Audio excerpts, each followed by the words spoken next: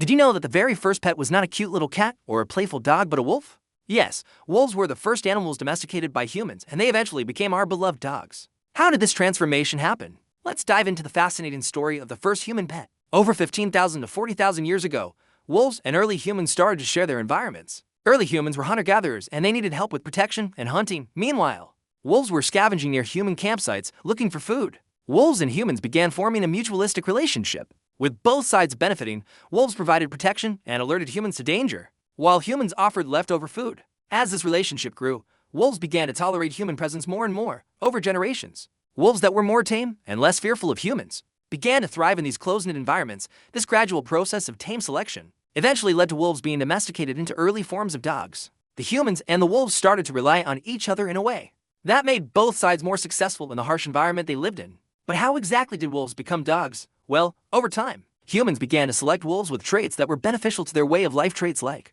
friendliness, loyalty, and less aggression.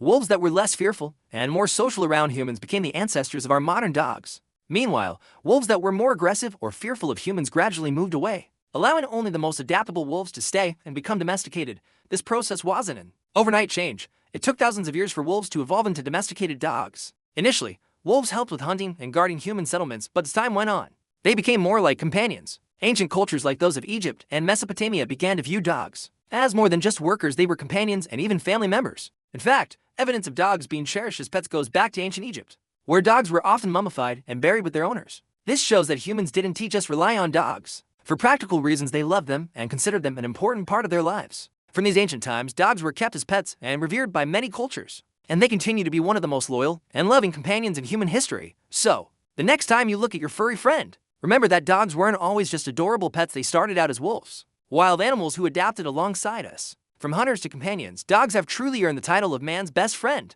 Subscribe for more amazing stories about how animals and humans have shaped each other's lives throughout history.